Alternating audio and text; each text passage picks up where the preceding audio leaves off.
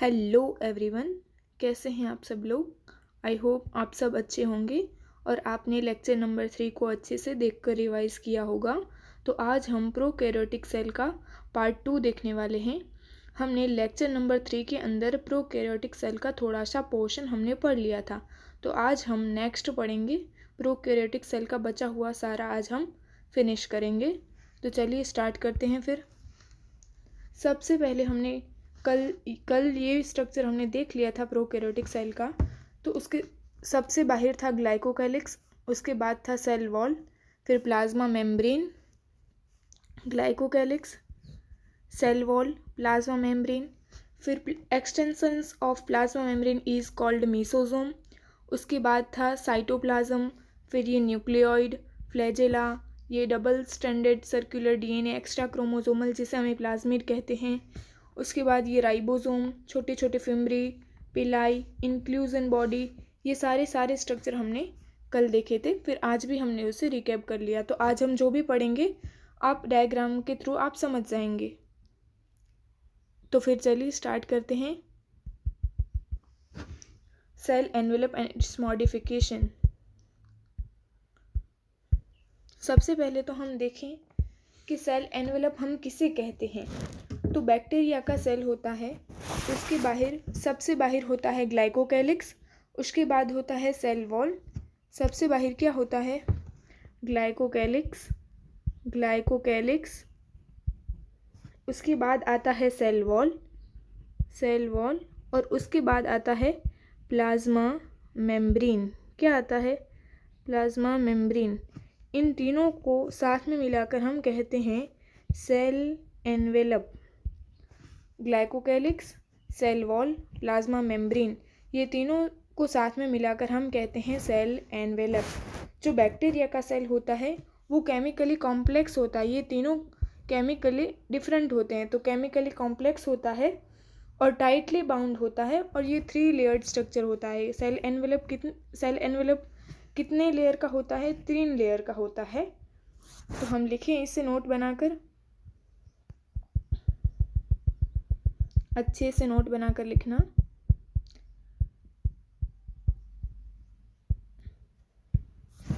Bacterial cell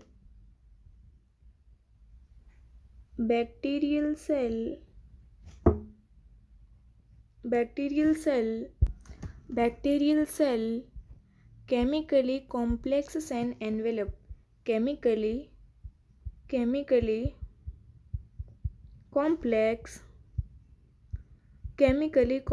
complex cell envelope के कितने layer होते हैं? 3 लेयर होते हैं। सबसे बाहर ग्लाइकोकैलिक्स, उसके बाद सेल वॉल, और उसके बाद प्लाज्मा मेम्ब्रेन। सेल एनवेलप कैसा होता है? सेल एनवेलप टाइटली बाउंड होता है और 3 लेयर्ड स्ट्रक्चर होता है। तो हम लिखें cell envelope tightly bound and 3 layered structure. tightly bound and 3 layered structure. कौन से 3 लेयर होते हैं? सबसे पहला होता है ग्लाइकोकैलिक्स। हमने पिछले वाले डायग्राम में देखा था। ये ग्लाइकोकैलिक्स सबसे बाहर होता है ग्लाइकोकैलिक्स, सेल वॉल और प्लाज्मा मेम्ब्रेन। इन तीनों स्ट्रक्चर को मिलाकर हम क्या कहते हैं? सेल एनवेलप कहते हैं। क्या कहते हैं? Cell envelope. तो सबसे पहले ग्लाइकोकैलिक्स, उसके बाद आएगा सेल वॉल, और तीसरा आएगा प्लाज्मा मेम्ब्रेन या फिर सेल मेम्ब्रेन। प्लाज्मा मेम्ब्रेन एक एक करके हम सबको पढ़ने वाले हैं। प्लाज्मा मेम्ब्रेन, ये तीनों लेयर हैं वो एक सिंगल प्रोटेक्टिव यूनिट की तरह काम करते हैं, पर उनके फंक्शंस अलग अलग हैं। ये तीनों लेयर हैं ग्लाइकोकैलिक्स, सेल वॉल और प्लाज्मा मेम्ब्रेन। इन तीनों के फंक्शंस अलग अलग है, डिस्टिंक्ट फंक्शन है, फिर भी वो एक सिंगल प्रोटेक्टिव यूनिट की तरह काम करते हैं। तो हम लिखें each layer of the envelope, each layer of the envelope, each layer of the envelope, each layer of the envelope performs distinct function, performs distinct functions, distinct function. They act as a single protective unit, single protective unit. कैसे काम करते हैं? Single protective unit की तरह काम करते हैं. इन तीनों की फंक्शंस अलग अलग हैं, फिर भी वो एक सिंगल प्रोटेक्टिव यूनिट की तरह काम करते हैं. तो सबसे पहले हमने देखा कि बैक्टीरियल सेल होता है वो केमिकली कॉम्प्लेक्स सेल एनवेलप होता है. सेल एनवेलप के 3 लेयर होते हैं जो टाइटली बाउंड होते हैं. तो उसमें सबसे पहला है ग्लाइकोकैलिक्स, उसके बाद आता है सेल वॉल और फिर प्लाज्मा मेम्ब्रेन. ये तीनों के तीनों स्ट्रक्चर अलग अलग फंक्शन परफॉर्म करते हैं बट एक सिंगल प्रोटेक्टिव यूनिट की तरह रहते हैं.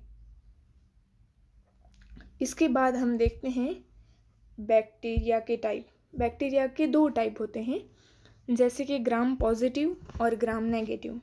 हम लिखें bacteria gram positive and gram negative, gram positive and gram negative, gram negative. Gram positive और ग्राम नेगेटिव बैक्टीरिया का जो बेसिस था, हमने किस बेसिस के ऊपर हमने ग्राम पॉजिटिव और ग्राम नेगेटिव हमने 2 पार्ट में डिवाइड किया है. तो उसका बेसिस है, सबसे पहला बेसिस है कि डिफर इन सेल एनवेलप. किसके अंदर डिफर है? सेल एनवेलप के अंदर. तो लिखिए difference in the cell envelope, difference in the cell envelope. Basis जो हमने बैक्टीरिया को ग्राम पॉजिटिव और ग्राम नेगेटिव में हमने जो डिवाइड किया, उसका बेसिस था differences in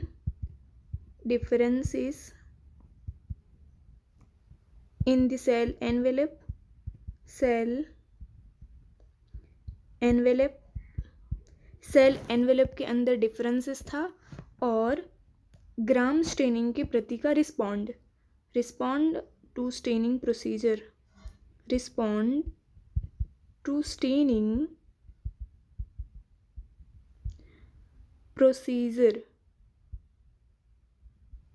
respond to staining procedure. हमने बैक्टीरिया को ग्राम पॉजिटिव और ग्राम नेगेटिव के अंदर डिवाइड किया. उसका बेसिस था differences in the cell envelope. Cell envelope था जो किस 3 लेयर से मिलकर बना हुआ था. सबसे बाहर वाला ग्लाइकोकैलिक्स, उसके बाद सेल वॉल और फिर प्लाज्मा मेम्ब्रेन. ये तीनों लेयर से मिलकर सेल एनवेलप बना था. उसके अंदर जो डिफरेंसेस था उसके बेसिस पर और ग्राम स्टेनिंग के प्रति कैसा रिस्पॉन्ड है, इन दो फैक्टर थे जिसके बेसिस पे हमने ग्राम पॉजिटिव और ग्राम नेगेटिव में हमने डिवाइड किया. आई होप आपको इतना अच्छे से समझ आया होगा. तो मेरे साथ नोट बनाकर लिखें. ग्राम पॉजिटिव के अंदर क्या होता है? सेल वॉल होती है ना. हमने जो सेल एनवेलप लिखा है बट उसमें जो थिकनिंग होती है वो ज़्यादा सेल वॉल की होती है. तो ग्राम पॉजिटिव बैक्टीरिया के अंदर सेल वॉल थिक होती है, तो हम लिखें थिक सेल वॉल. और ग्राम नेगेटिव के अंदर लिखें हम थिन सेल वॉल. क्या लिखें? Thin cell wall. I hope आपको इतना समझ में आया होगा. फिर हम लिखें glycocalyx differs, glycocalyx differs in composition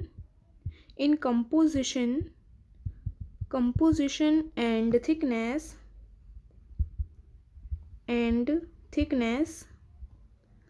among different bacteria,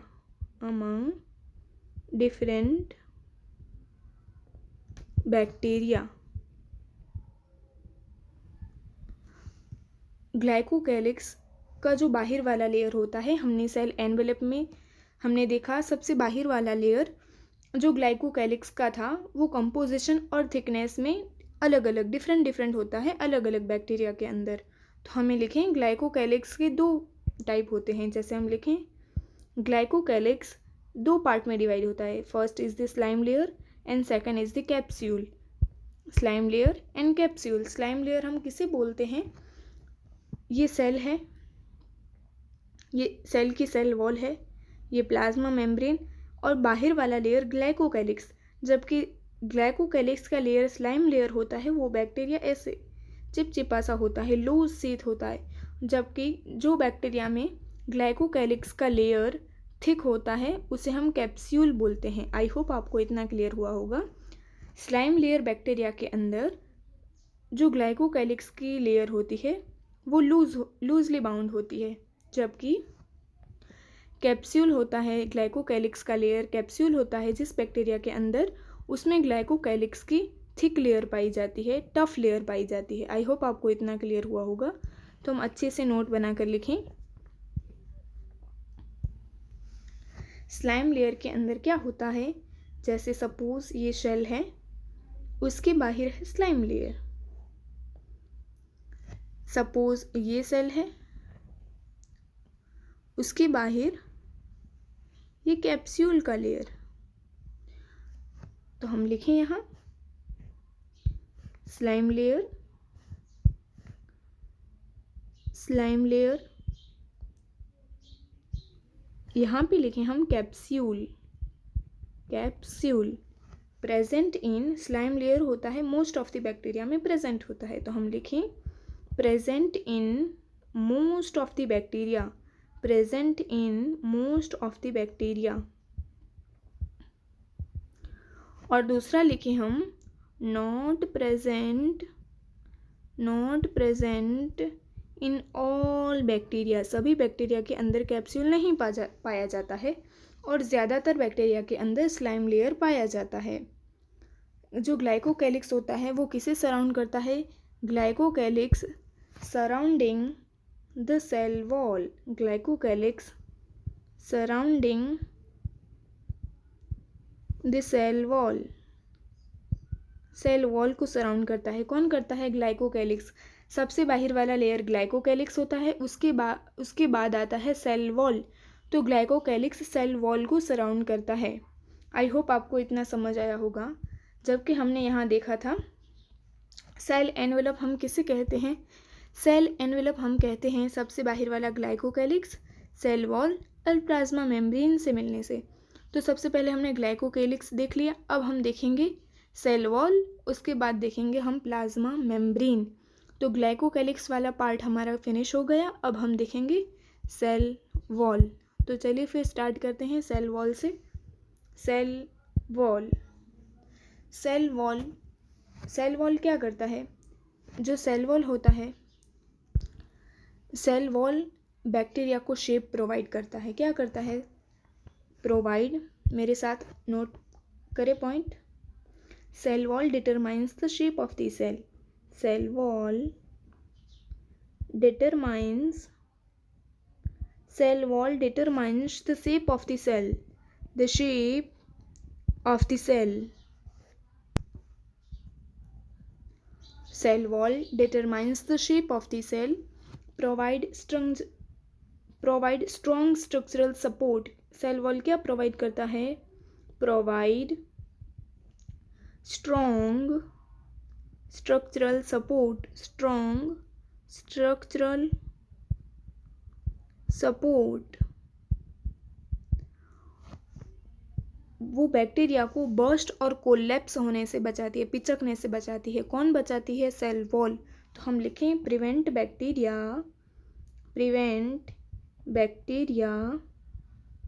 from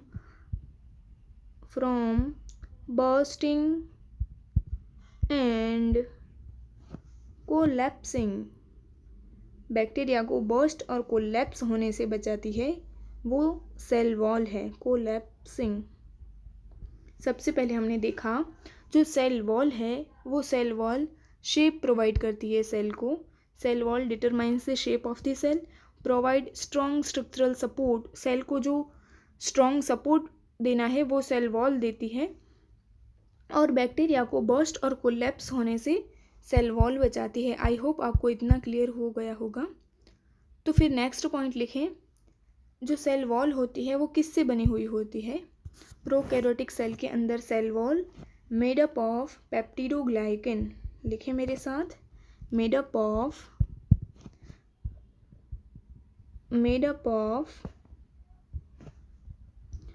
peptidoglycan, murein and muramic acid किससे बनी हुई होती है प्रोकैरियोट के अंदर cell wall is made up of peptidoglycan, murein and muramic acid. हमने ग्राम पॉजिटिव और ग्राम नेगेटिव बैक्टीरिया हम जब पढ़ा तब हमने क्या लिखा था कि ग्राम पॉजिटिव बैक्टीरिया के अंदर थिक सेल वॉल होती है, जबकि ग्राम नेगेटिव बैक्टीरिया के अंदर थिन सेल वॉल पाई जाती है। तो हम वहाँ भी ये पॉइंट मेंशन करते हैं, जैसे in gram positive bacteria cell wall वाला पार्ट हम पढ़ते हैं तो ये भी पॉइंट नोट करें। Thick peptidoglycan gram positive bacteria के अंदर क्या पाया जाता है, थिक पेप्टाइडोग्लाइकन क्या पाया जाता है, थिक पेप्टाइडोग्लाइकन। और ग्राम नेगेटिव बैक्टीरिया के अंदर क्या पाया जाता है, थिन पेप्टाइडोग्लाइकन क्या पाया जाता है, थिन पेप्टाइडोग्लाइकन। आई होप आपको इतना क्लियर हुआ होगा। तो सबसे पहले हमने देखा कि सेल वॉल वो शेप प्रोवाइड करती है, सपोर्ट प्रोवाइड करती है, और सेल वॉल होती है वो सेल को बर्स्ट और कोलैप्स होने से बचाती है। जो सेल वॉल होती है वो पेप्टाइडोग्लाइकन, म्यूरिन और म्यूरामिक एसिड से बनी हुई होती है। ग्राम पॉजिटिव बैक्टीरिया के अंदर थिक पेप्टाइडोग्लाइकन होती है, जबकि ग्राम नेगेटिव बैक्टीरिया के अंदर थिन पेप्टाइडोग्लाइकन प्रेजेंट होती है। हमने सेल वॉल देख लिया, अब हम देखने वाले हैं plasma membrane. Plasma membrane is the common in prokaryote as well as eukaryote. Plasma membrane क्या होता है, selectively permeable. Plasma membrane is the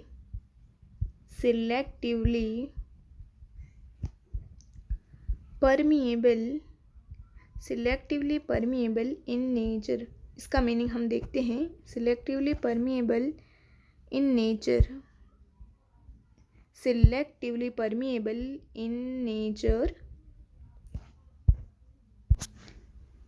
and interact outside world।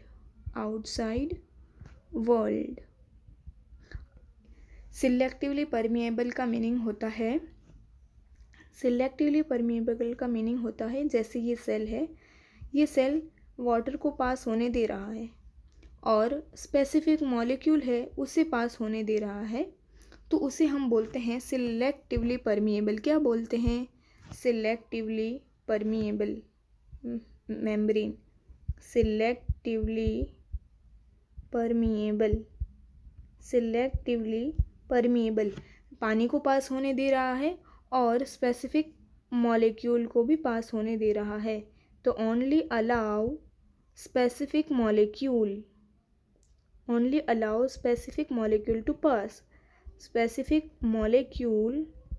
To pass. I hope आपको सिलेक्टिवली परमिएबल का meaning आपको समझ आया होगा। जो सिलेक्टिवली परमिएबल होता है वो वाटर को पास होने देता है और स्पेसिफिक मॉलिक्यूल को पास होने देता है, जिसे हम क्या बोलते हैं, सिलेक्टिवली परमिएबल। अब हम देखते हैं कि इंटरैक्ट आउटसाइड वर्ल्ड का मीनिंग क्या होता है। इंटरैक्ट आउटसाइड वर्ल्ड का मीनिंग होता है कि जो प्लाज्मा मेम्ब्रेन होती है ना, वो सेल से थोड़ी बहुत प्रोडक्ट जो बाहर ले जाने होते हैं वो भी बाहर ले जाती है, और बाहर वाले जो प्रोडक्ट उसकी चाहिए वो भी अंदर ले आने में सेल वॉल ही सेल प्लाज्मा मेम्ब्रेन हेल्प करती है, तो हम इसे बोल सकते हैं कि इंटरेक्ट आउटसाइड वर्ल्ड। सेल के प्रोडक्ट बाहर और बाहर वाले प्रोडक्ट को अंदर ले आने में प्लाज्मा मेम्ब्रेन हेल्प करती है, इसीलिए हम बोलते हैं कि इंटरेक्ट आउटसाइड वर्ल्ड। तो हम और पॉइंट लिख लें जो मैंने आपको पहले बताया कि जो प्लाज्मा मेम्ब्रेन होती है वो सिमिलर होती है prokaryote as well as eukaryote, दोनों में सिमिलर होती है। तो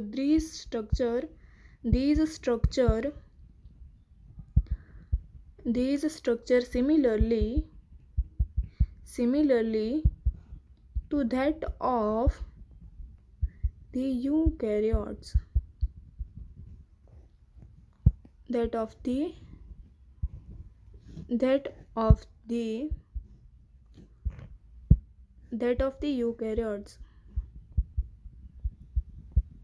यूकैरियोट्स और प्रोकैरियोट्स के अंदर जो प्लाज्मा मेम्ब्रेन होता है वो सिमिलर होता है। ये क्वेश्चंस पार्ट ईयर में आ भी गया है, तो आप इसे स्टार मार्क करके रखना। These structure similarly to that of eukaryotes, ये स्ट्रक्चर प्रोकैरियोट और यूकैरियोट दोनों में सेम होता है। तो अब हमने ग्लाइकोकैलिक्स देख लिया, प्लाज्मा मेम्ब्रेन देख लिया और सेल वॉल देख लिया। तो अब हम पढ़ेंगे मेसोसोम। मैं आपको एक बार स्ट्रक्चर में दिखा देती हूँ। मेसोसोम सेल वॉल की जो ये फोल्डिंग है, इंटरनल फोल्डिंग, ये सेल वॉल की इंटरनल फोल्डिंग है। सॉरी, प्लाज्मा मेम्ब्रेन की जो इंटरनल फोल्डिंग है प्लाज्मा मेम्ब्रेन की, इसे हम क्या बोलते हैं? मेसोसोम। क्या बोलते हैं? मेसोसोम। प्लाज्मा मेम्ब्रेन की इन फोल्डिंग को क्या बोलते हैं हम? मेसोसोम। तो हम अभी मेसोसोम पढ़ने वाले हैं। मेसोसोम तो लिखें, मेरे साथ पॉइंट बनाकर लिखें।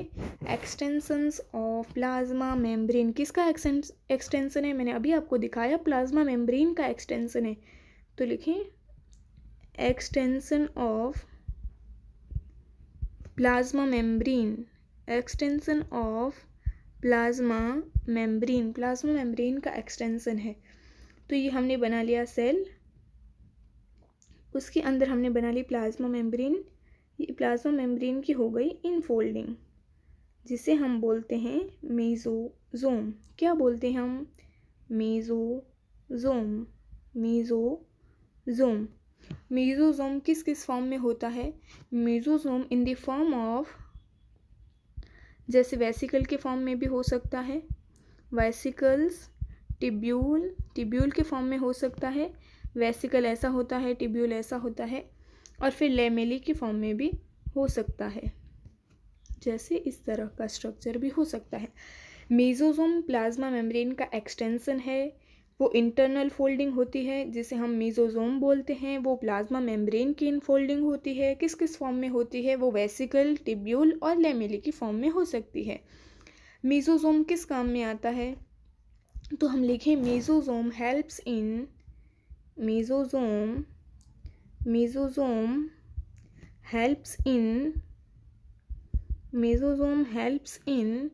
cell wall formation, cell wall बनाने में हेल्प करता है। कौन हेल्प करता है? मेसोसोम। फिर DNA replication and distribution, DNA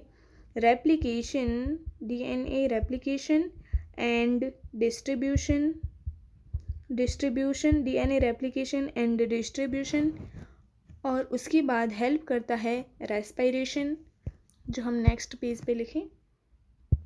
हम लिखें respiration,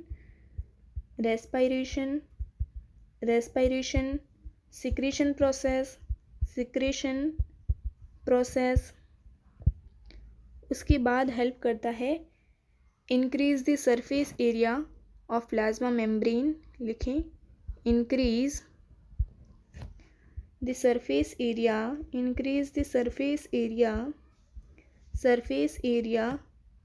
of plasma membrane। Surface area किसका इंक्रीज करता है? प्लाज्मा मेम्ब्रेन का।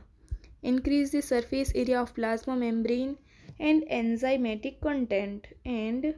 Enzymatic content. मेसोसोम के ऊपर एंजाइम भी प्रेजेंट होते हैं। जैसे हमें देख लें मेसोसोम क्या है, मेसोसोम इनफोल्डिंग है किसकी, प्लाज्मा मेम्ब्रेन की। तो हम लिखें एक्सटेंशन ऑफ प्लाज्मा मेम्ब्रेन। यहाँ हमने मेसोसोम आपको बता दिया प्लाज्मा मेम्ब्रेन से बनता है। वो किस किस फॉर्म में हो सकता है, वो वेसिकल, टिब्यूल और लेमेली के फॉर्म में हो सकता है। मेसोसोम किस काम में हेल्प करता है, मेसोसोम सेल वॉल के फॉर्मेशन में, डीएनए रेप्लिकेशन एंड डिस्ट्रीब्यूशन में हेल्प करता है। उसके बाद रेस्पिरेशन में, जो हम देखते हैं नेक्स्ट पेज के ऊपर, रेस्पिरेशन के अंदर फिर secretion process, respiration secretion process increase the surface area of plasma membrane. जैसे यहाँ देख ले, ये प्लाज्मा मेम्ब्रेन ऐसी थी, अब हमने उसमें मेसोसोम बनाकर इनफोल्डिंग कर दी, जैसे यहाँ से लेकर हमने यहाँ तक कर दिया, तो इसका सरफेस एरिया बढ़ गया ना। सिर्फ पहले इतनी ही लेंथ थी, अब हम इसको थोड़ा लंबा करें तो वो बहुत ज़्यादा लंबा हो जाएगा। आई होप आपको इतना क्लियर हुआ होगा। तो ऐसे प्लाज्मा मेम्ब्रेन का सरफेस एरिया भी बढ़ता है और इसमें एंजाइम भी लगे हुए होते हैं। आई होप आपको इतना क्लियर हुआ होगा। तो चलिए हम इसे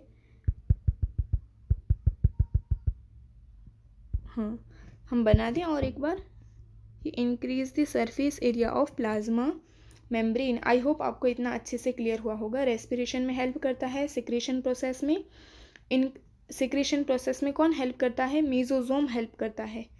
ये सब मेसोसोम हेल्प करता है ना, वही हमने लिखा है। रेस्पिरेशन में भी हेल्प करता है, फिर सरफेस एरिया इंक्रीज करने में भी हेल्प करता है और एंजाइम भी प्रेजेंट होते हैं। तो हमने यहाँ पे देखा कि डीएनए रेप्लिकेशन और distribution, DNA replication and distribution to daughter cell, थोड़ा लिख लें, डिस्ट्रीब्यूशन टू डॉटर सेल के अंदर जो डिस्ट्रीब्यूशन होता है उसमें भी हेल्प करता है। थोड़ा इसे हाइलाइटर को मिटा दें। डिस्ट्रीब्यूशन टू डॉटर सेल के अंदर डिस्ट्रीब्यूशन में भी हेल्प करता है। तो ये हम थोड़ा देख लें अच्छे से पॉइंट। जैसे देखो हमने ये बनाया है मेसोसोम, क्या बनाया हमने, ये हमने बनाया मेसोसोम, ये हमने सेल बना दिया, ये हमने सेल बना दिया। उसके बाद हमने बनाया ये मेसोसोम, ये हमने मेसोसोम बना दिया, ये मेसोसोम बन गया। उसके बाद हमने बना दिया डबल स्ट्रैंडेड डीएनए। क्या बना दिया हमने, ये डबल स्ट्रैंडेड डीएनए, जिसे हम क्या बोलते हैं, इसे हम बोलते हैं मेसोसोम। इसे हम बोलते हैं डबल स्ट्रैंडेड डीएनए। क्या बोलते हैं, डबल स्ट्रैंडेड डीएनए।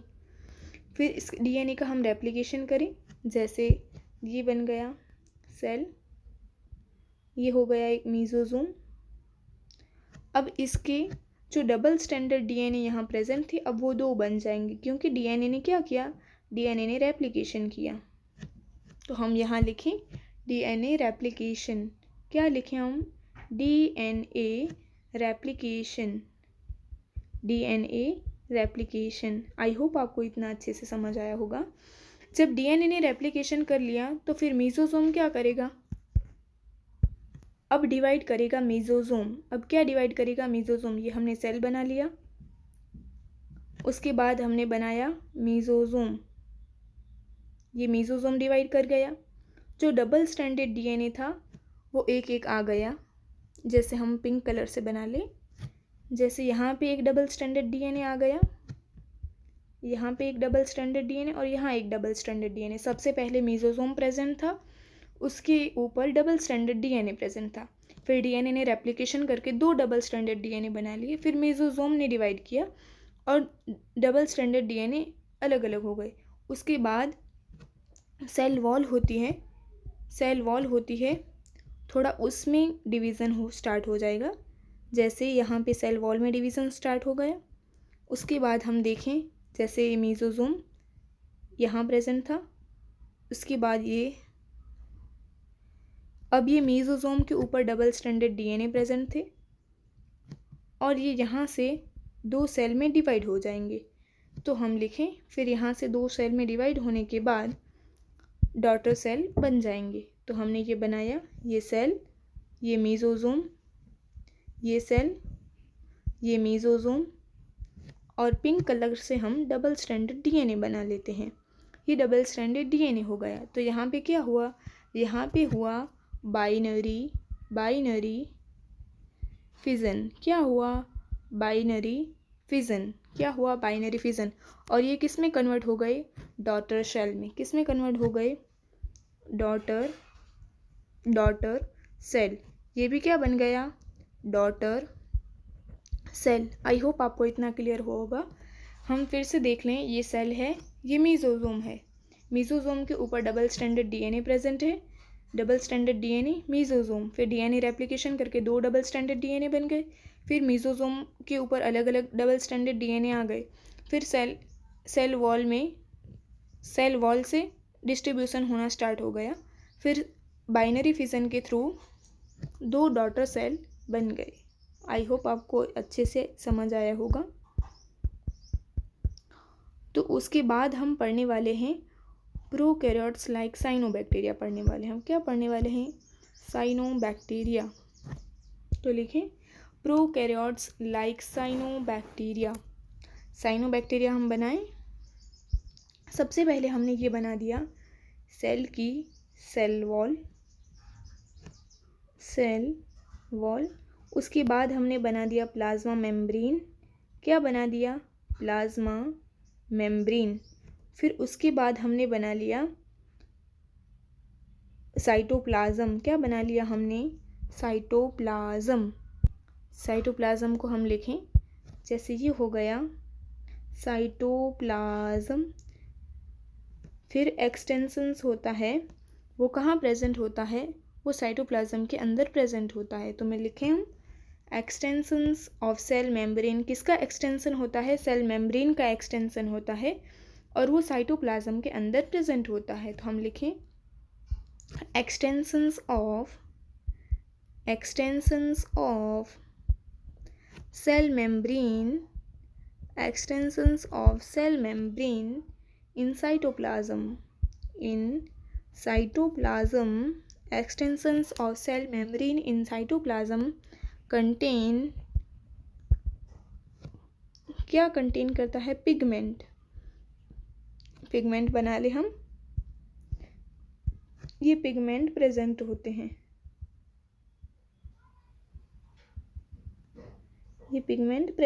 हैं, कंटेन पिगमेंट हेल्प्स इन, जो पिगमेंट होते हैं वो किस में हेल्प करते हैं, हेल्प्स इन फोटोसिंथेसिस। किस में हेल्प करते हैं, फोटोसिंथेसिस के अंदर हेल्प करते हैं, जिसे हम क्या कहते हैं, कॉल्ड। जो पिगमेंट प्रेजेंट होते हैं वो फोटोसिंथेसिस के अंदर हेल्प करते हैं, तो हम उसे क्या कहते हैं, हम उसे कहते हैं क्रोमेटोफोर। क्या कहते हैं, called chromatophore. Prokaryotes like cyanobacteria में क्या प्रेजेंट होता है, सेल वॉल, फिर प्लाज्मा मेम्ब्रेन बनाया, फिर हमने साइटोप्लाज्म बनाया, फिर साइटोप्लाज्म के अंदर सेल मेम्ब्रेन का एक्सटेंशन प्रेजेंट होता है, उसके ऊपर पिगमेंट लगे हुए होते हैं। जो पिगमेंट हैं वो फोटोसिंथेसिस में हेल्प करते हैं, तो हम उसे कहते हैं क्रोमेटोफोर। आई होप आपको इतना अच्छे से क्लियर हुआ होगा।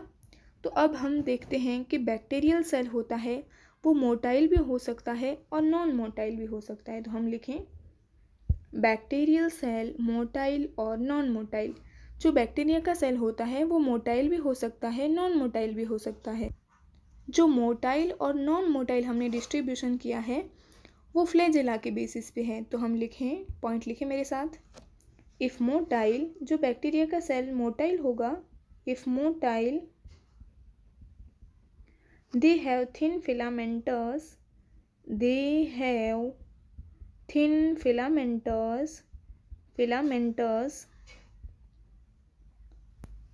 एक्सटेंशंस। क्या होता है, एक्सटेंशंस प्रेजेंट होता है।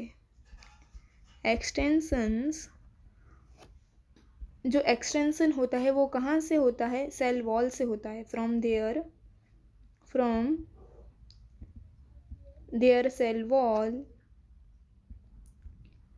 Called flagella. क्या कहते हैं हम उसे कहते हैं फ्लैजेला।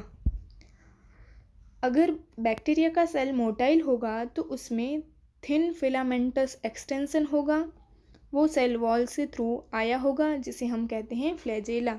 जो बैक्टीरिया होता है वो फ्लैजेला के अंदर बहुत सारा वेरिएशन शो करता है। जैसे लिखें बैक्टीरिया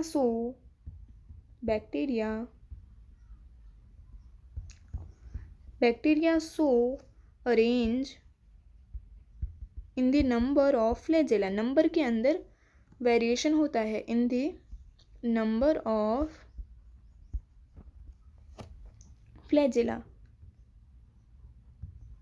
फ्लैजेला के अंदर वेरिएशन होता है। जैसे कि हम बना ले, ये एक बैक्टीरिया है, इसके यहाँ फ्लैजेला प्रेजेंट है। फिर ये बैक्टीरिया है, इसके दोनों जगह एक एक फ्लैजेला प्रेजेंट है।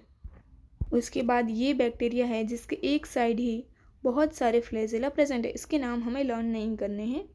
फिर ये फ्लैजेला है, इसके दोनों साइड बहुत ज़्यादा फ्लैजेला प्रेजेंट है। और ये बैक्टीरिया है जिसके चारों ओर फ्लैजेला ही फ्लैजेला प्रेजेंट है। आई होप आपको अच्छे से क्लियर हुआ होगा। ये आपको विजिबल नहीं हो तो हम यहाँ पे बना लें, जैसे चारों ओर फ्लैजेला ही फ्लैजेला प्रेजेंट होते हैं। यहाँ से हम रब कर दें थोड़ा।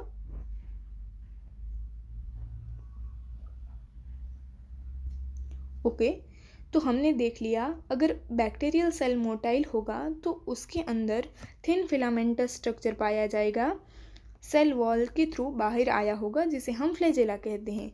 बैक्टीरिया के अंदर फ्लैजेला का नंबर वेरी करता है। जैसे कि किसी बैक्टीरिया के अंदर एक ही फ्लैजेला है तो किसी के अंदर दोनों जगह एक एक फ्लैजेला प्रेजेंट है, तो किसी के अंदर एक ही साइड बहुत सारे फ्लैजेला प्रेजेंट है, तो किसी के अंदर दोनों साइड बहुत सारे फ्लैजेला प्रेजेंट है, तो किसी के अंदर सारे फ्लैजेला ही फ्लैजेला प्रेजेंट है।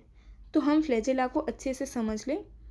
तो चलिए मेरे साथ नेक्स्ट पेज पे हम चले। बैक्टीरियल फ्लैजेला, हमने यहाँ पे फ्लैजेला का स्ट्रक्चर बनाया है। हमने क्या बनाया यहाँ पे? स्ट्रक्चर ऑफ फ्लैजेला हमने यहाँ पे बनाया है। बैक्टीरियल फ्लैजेला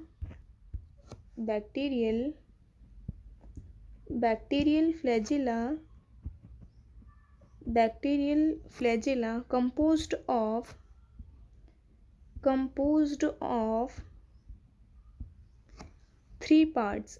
बैक्टीरियल फ्लैजेला किससे बना होता है? 3 पार्ट से बना होता है। सबसे पहले होता है फिलामेंट, फिर हुक, फिर basal body.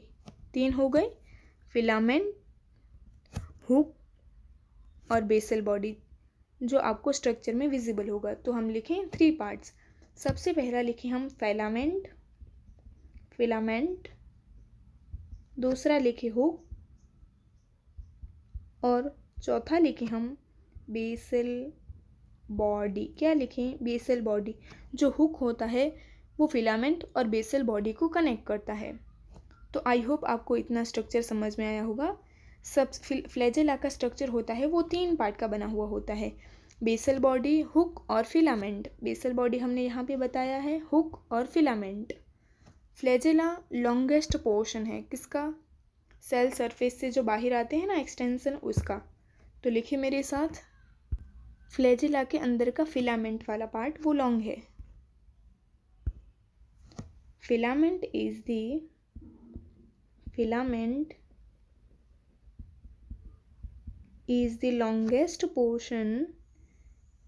the longest portion and extends from the cell surface to the outside। कहाँ पे आते हैं? बाहर आते हैं। जो फिलामेंट वाला पार्ट है ये लॉन्ग पार्ट है, लॉन्गेस्ट पार्ट है, जो सेल सरफेस से बाहर की तरफ आता है। फ्लैजेला के थ्रू ही बैक्टीरिया चल पाता है। तो हम लिखें cell surface to the outside. Beside flagella, flagella के अलावा कौन कौन से स्ट्रक्चर होते हैं वो सरफेस से आते हैं? तो हम लिखें बिसाइड्स फ्लैजेला, फ्लैजेला के अलावा pili and fimbriae, pili and fimbriae also surface structure, वो भी सरफेस स्ट्रक्चर हैं। Also surface structure of the bacteria. Pili और फिम्बरी वो भी सरफेस स्ट्रक्चर हैं, but do not play a role in motility. Motility के अंदर कोई भी रोल वो प्ले नहीं करते हैं। जैसे हमने यहाँ पे देखा था पीली और फिम्बरी का एग्जाम्पल, हमने जो बनाया था ना बैक्टीरिया, वहाँ पे हमने पीली और फिम्बरी दिखाई दिया था। जैसे ये दिखाई देते होंगे आपको, जैसे ये पीली है, फिर ये फिम्बरी है, शॉर्ट पूरे पिंक कलर के दिखाई हुए हैं। ये पीली है, फिम्बरी है, वो दोनों, और ये फ्लैजेला, ये तीनों सरफेस स्ट्रक्चर हैं। पीली, फिम्बरी और फ्लैजेला। कौन कौन? पीली, फिम्बरी और फ्लैजेला। जो फ्लैजेला होता है वो ही मूवमेंट के काम आता है। जो पीली और फिम्बरी होते हैं वो मूवमेंट में कोई रोल नहीं प्ले करते हैं, बट तीनों के तीनों सरफेस स्ट्रक्चर हैं। तो बिसाइड फ्लैजेला, फ्लैजेला के अलावा पीली और फिम्बरी ऑल्सो सरफेस स्ट्रक्चर, वो भी सरफेस स्ट्रक्चर हैं बैक्टीरिया के अंदर, but do not play a role in motility. Pili और फिम्बरी का मोटिलिटी में कोई भी रोल नहीं है। पीली का स्ट्रक्चर कैसा होता है? पीली इज द इलोंगेटेड, पीली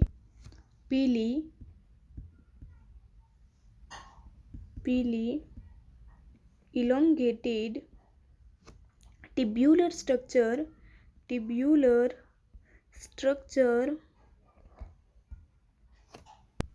pale elongated tubular structure made up of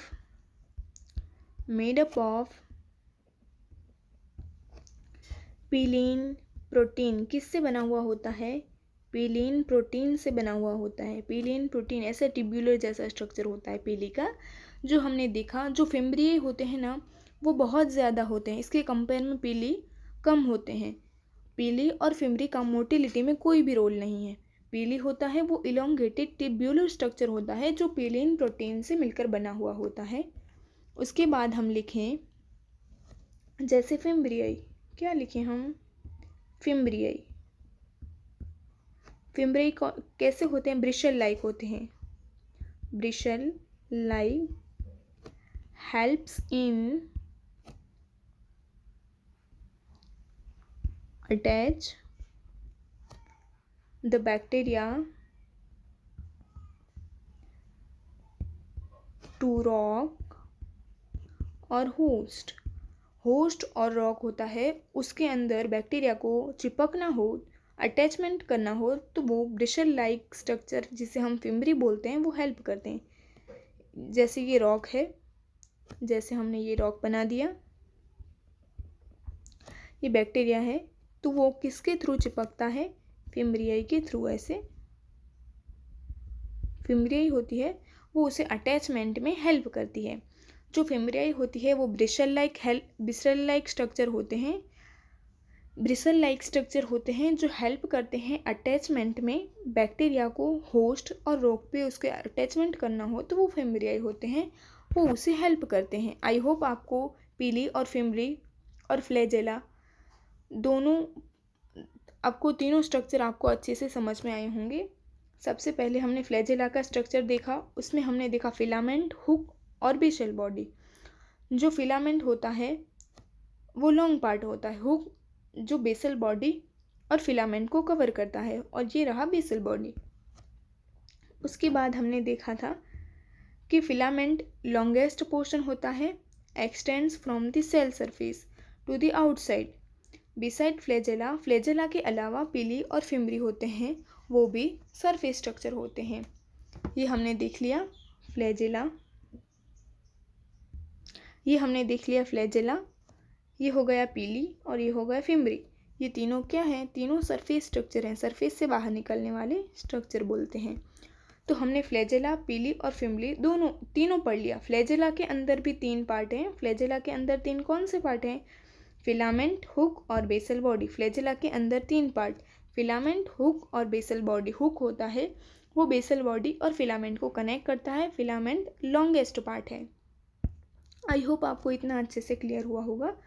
जो पीली और फिम्बरी होते हैं उनका अटैचमेंट के अंदर कोई भी मोटिलिटी के अंदर उनका कोई रोल नहीं होता है। अब हम पढ़ने वाले हैं राइबोसोम्स और इंक्लूजन बॉडीज़। तो राइबोसोम और इंक्लूजन बॉडी वाला पार्ट हम स्टार्ट करते हैं। तो सबसे पहले हम पढ़ेंगे राइबोसोम्स। राइबोसोम्स प्रोकैरियोट्स के अंदर कौन से वाले राइबोसोम प्रेजेंट होते हैं हमने देखा था। प्रोकैरियोट्स के अंदर प्रेजेंट होते हैं 70S राइबोसोम। प्रोकैरियोट्स के अंदर कौन से राइबोसोम प्रेजेंट होते हैं? 70S राइबोसोम प्रेजेंट होते हैं। आई होप आपको इतना क्लियर हुआ होगा। 70S। तो मेरे साथ नोट बनाकर लिखिए राइबोसोम के अंदर कि इन प्रोकैरियोट्स के अंदर हम प्रोकैरियोट्स वाला पार्ट पढ़ते हैं तो राइबोसोम भी प्रोकैरियोट्स वाले पढ़ेंगे। In prokaryotes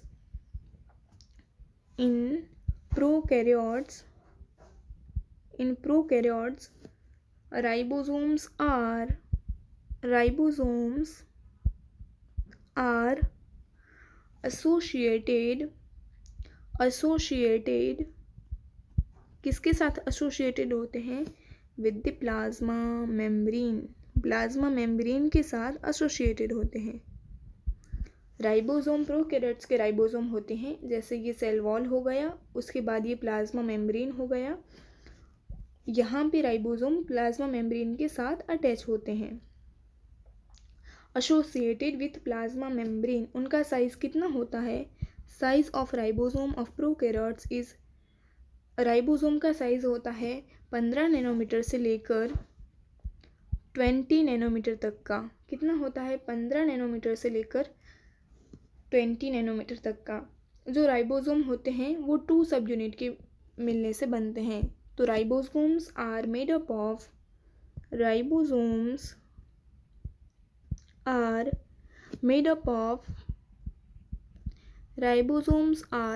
of 2 subunits। कौन से 2 सब यूनिट्स होते हैं? 50S और 30S। ये 2 सब यूनिट से मिलने से राइबोसोम बनते हैं। ये लार्ज सब यूनिट है, ये स्मॉल सब यूनिट है, और ये दोनों सब यूनिट से मिलने से 70S राइबोसोम फॉर्म होता है। 70S ribosome. हमें इसे प्लस नहीं करना है। 50 + 30 = 80, ऐसा हमें बिल्कुल नहीं करना है। ये 2 सब यूनिट है 70S राइबोसोम के अंदर, 50S और 30S। 50S वाला यूनिट लार्ज है, जबकि 30S वाला स्मॉल यूनिट है। S को हम क्या बोलते हैं? जो S है ना यहाँ पे S, इसे हम बोलते हैं sedimentation coefficient. S is the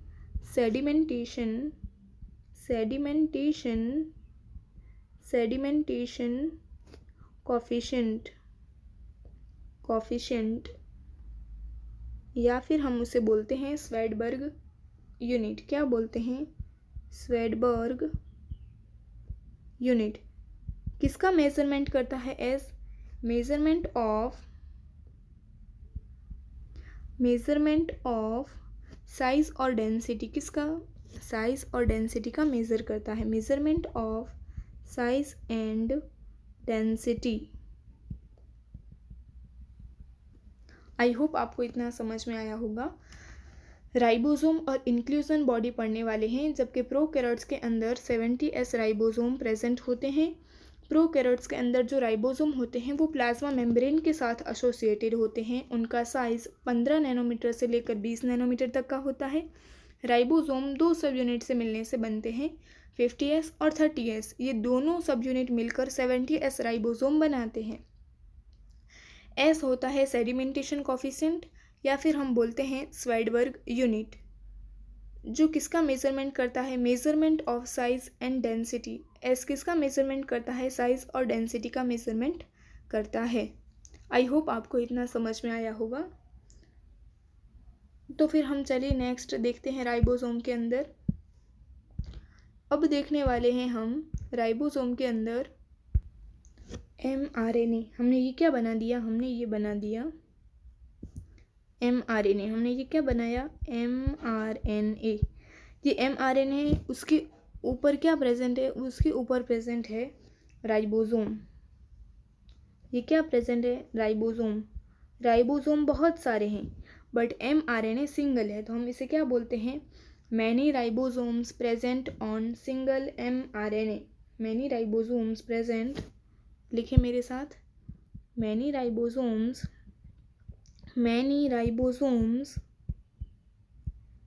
present on single mRNA। किसके ऊपर प्रेजेंट है? सिंगल mRNA के ऊपर प्रेजेंट है।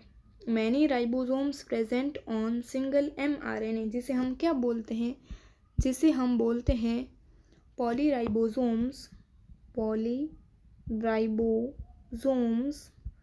या फिर बोलते हैं हम उसे पॉलीसोम। क्या बोलते हैं हम?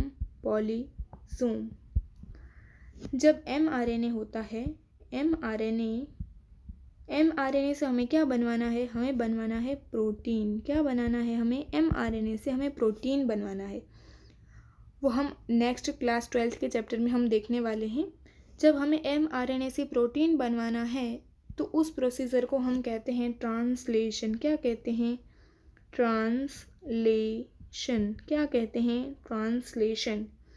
जो mRNA से, ये mRNA है, उससे जब हमें प्रोटीन बनवाना है तो उस प्रोसेस को हम कहते हैं ट्रांसलेशन। वो ट्रांसलेशन प्रोसेस के अंदर कौन हेल्प करता है? राइबोसोम हेल्प करते हैं। तो वो ट्रांसलेशन होता है किसकी हेल्प से? With the help of ribosome. With the help of ribosome.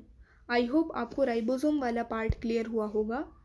सबसे पहले हमने देखा कि प्रोकैरियोट के अंदर राइबोसोम प्लाज्मा मेम्ब्रेन के साथ एसोसिएटेड होते हैं। 15 नैनोमीटर से लेकर 20 नैनोमीटर उनका साइज़ होता है। वो दो सब यूनिट के मिलने से बनते हैं 50S और 30S, दोनों मिलकर 70S राइबोसोम बनाते हैं। S सेडिमेंटेशन कोफिशिएंट, या फिर हम उसे स्वेडबर्ग यूनिट भी बोल सकते हैं। किसका मेजरमेंट करता है? साइज और डेंसिटी का मेजरमेंट करता है। उसके बाद हमने बनाया सिंगल mRNA, उसके ऊपर मैनी राइबोसोम्स प्रेजेंट थे। राइबोसोम बहुत ज़्यादा थे तो हमने लिखा कि many ribosomes present on single mRNA called polysome या फिर पॉलीराइबोसोम। mRNA से प्रोटीन बनवाना हो तो हम उसे कहते हैं ट्रांसलेशन। किसके हेल्प से? राइबोसोम की हेल्प से। तो अब हमने राइबोसोम वाला पार्ट क्लियर कर लिया, तो अब हम पढ़ेंगे इंक्लूजन बॉडी। इंक्लूजन बॉडी के अंदर क्या स्टोर होता है? तो पॉइंट बनाकर हम लिखते हैं कि रिजर्व मटेरियल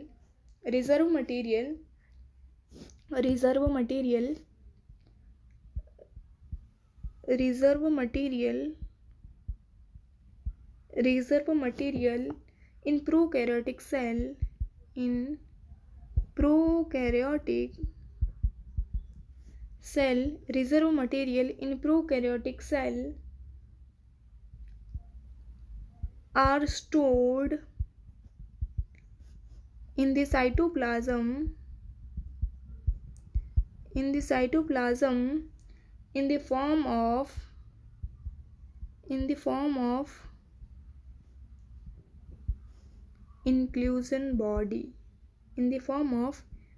inclusion bodies। जो प्रोकैरियोटिक सेल के अंदर जो रिजर्व मटेरियल होता है, रिजर्व मटेरियल वो साइटोप्लाज्म के अंदर स्टोर होता है इंक्लूजन बॉडी के फॉर्म में। तो हमने ये बनाया सेल, फिर प्लाज्मा मेम्ब्रेन, उसके बाद हमने ये साइटोप्लाज्म बना दिया। उसके अंदर क्या प्रेजेंट होता है? उसके अंदर प्रेजेंट होता है इंक्लूजन बॉडी, जो रिजर्व मटेरियल को स्टोर करते हैं। प्रोकैरियोट सेल के अंदर क्या करते हैं? रिजर्व मटेरियल को स्टोर करते हैं। तो ये हमने बना दिया इंक्लूजन बॉडीज़। जो इंक्लूजन बॉडी है वो प्रोकैरियोटिक सेल के अंदर साइटोप्लाज्म में प्रेजेंट होते हैं, आपको दिखाई दे रहा होगा। जो क्या करते हैं, वो रिजर्व मटेरियल को स्टोर करते हैं प्रोकैरियोटिक सेल के अंदर। तो हम लिख लें, इसका नाम देते हैं हम फॉस्फेट ग्रेन्यूल। फॉस्फेट ग्रेन्यूल ये आ गया, जैसे कि glycogen granule.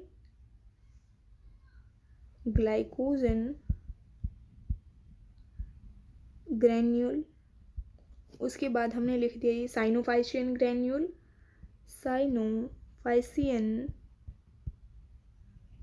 Granule.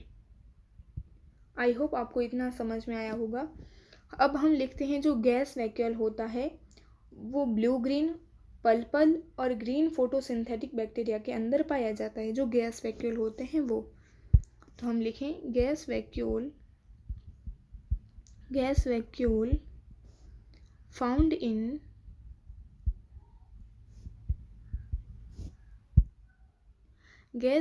Found in blue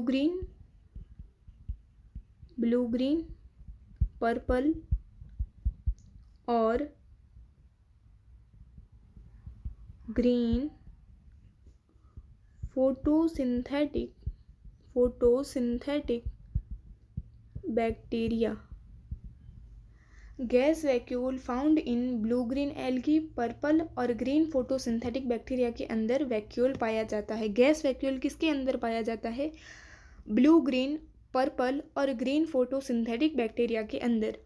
inclusion body prokaryote के साइटोप्लाज्म के अंदर रिजर्व मटेरियल को स्टोर करते हैं, जो हमने लिखा साइनोफाइसिन ग्रेन्यूल, फॉस्फेट ग्रेन्यूल और ग्लाइकोजन ग्रेन्यूल। अब हम पढ़ेंगे इन एनिमल सेल, एक ही पॉइंट है, मेरे साथ लिख लीजिए। इन एनिमल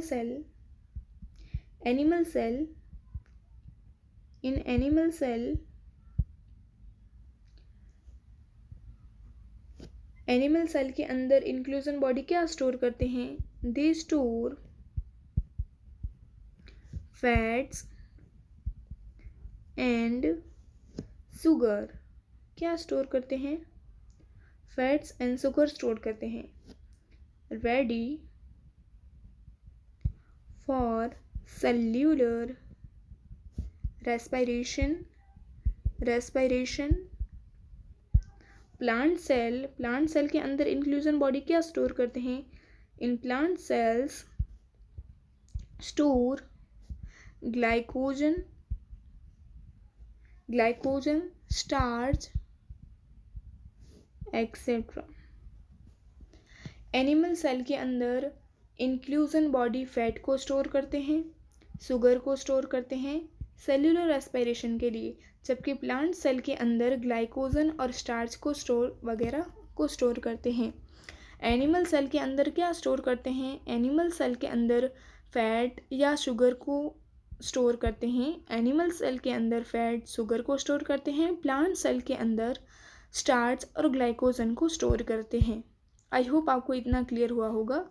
और यहाँ पे हमारा प्रोकैरियोट वाला पार्ट पूरा अच्छे से क्लियर होता है। तो हम एक बार एनसीईआरटी का रीडिंग कर लेते हैं, जैसे cell envelope and its modifications.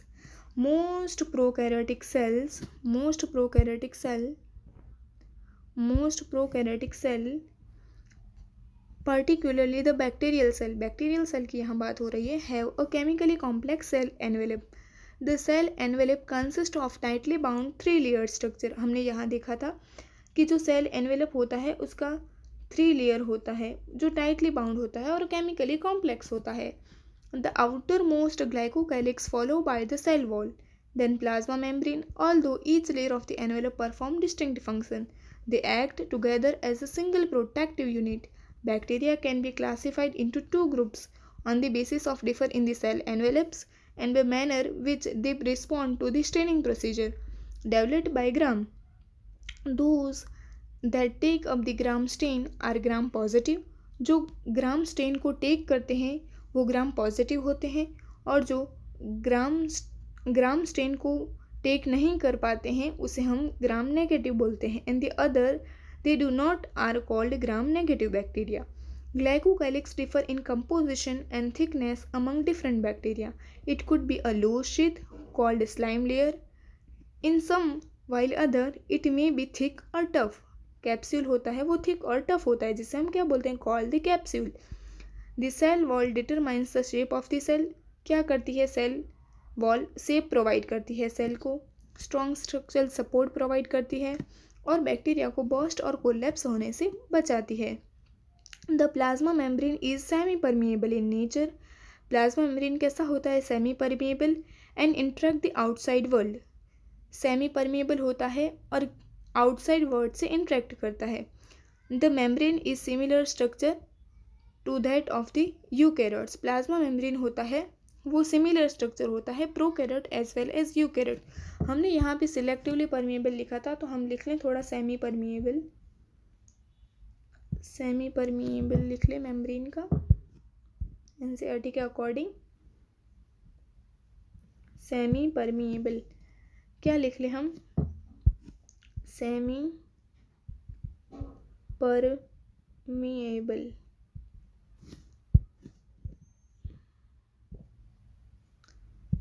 उसके बाद a special membrane structure mesosome which is formed by the extension of plasma membrane. Plasma membrane के एक्सटेंशन से ही मेसोसोम बनता है into the cell. सेल के अंदर the extensions are in the form of vesicle, tubule और lamellae. जो extension होते हैं वो वेसिकल के फॉर्म में हो सकते हैं, टिब्यूल के फॉर्म में हो सकते हैं और लेमेले के फॉर्म में. जो मेसोसोम होता है वो किस में हेल्प करता है, cell wall formation. Cell wall formation, इसे हम रब कर दें थोड़ा. Cell wall formation, cell wall formation थोड़ा हम देखते हैं.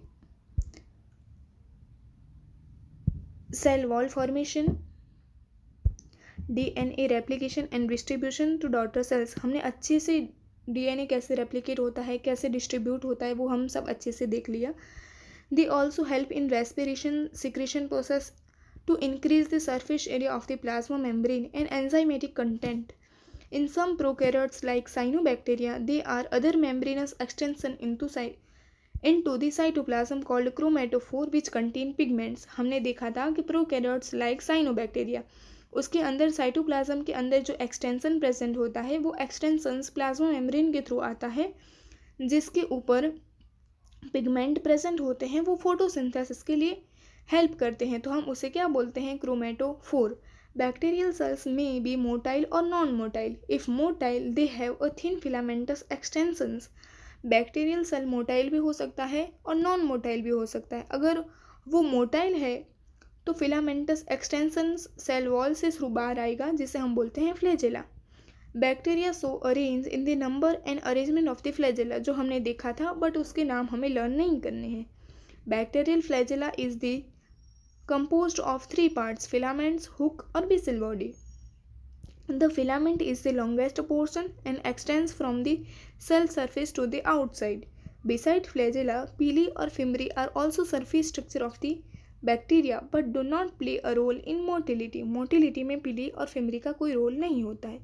The pili are elongated tubular structure made up of special protein, जैसे हमने क्या बोला था, pillin protein. The fimbriae are small bristle-like fibers sprouting out of the cell. In some bacteria, they are known to help attach the bacteria to rock in streams and also the host tissue. जो फिम्ब्रियाई होते हैं वो attachment के लिए help करते हैं.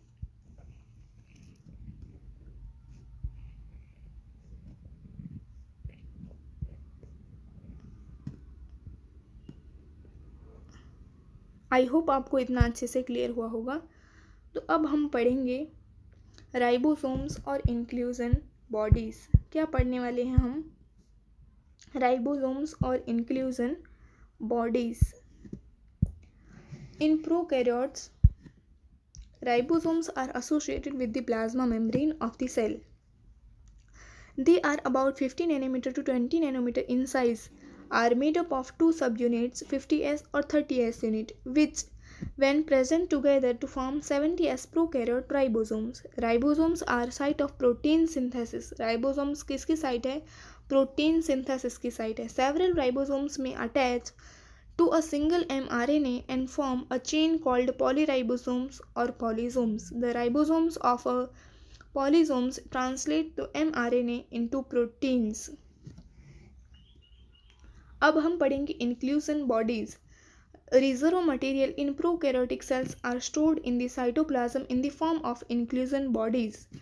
These are not bounded by any membrane system and lie free in the cytoplasm. Example: phosphate granule, cyanophycin granule, glycogen granule. Gas vacuole are found in blue-green algae, purple और green photosynthetic bacteria.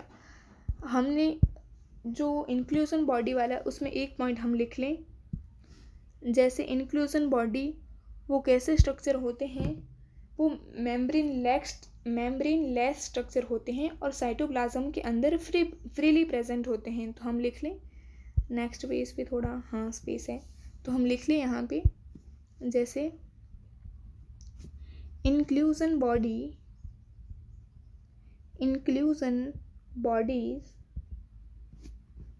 Membrane less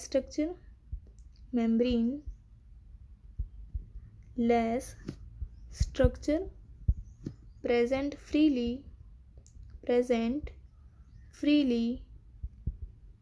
in the cytoplasm. ये point हमारा रह गया था तो हमने इसे भी नोट कर लिया। आई होप आपको अच्छे से क्लियर हुआ होगा। तो आज का हमारा प्रोकैरियोट वाला पूरा पार्ट यहाँ पे कंप्लीट होता है। हम नेक्स्ट लेक्चर में यूकैरियोट से स्टार्ट करेंगे। आई होप आपको अच्छे से समझ में आया होगा। आपको कोई भी डाउट, कोई भी क्वेरी हो तो आप मुझे कमेंट में बता सकते हो, मैं उसका आंसर देने की पूरी कोशिश करूँगी।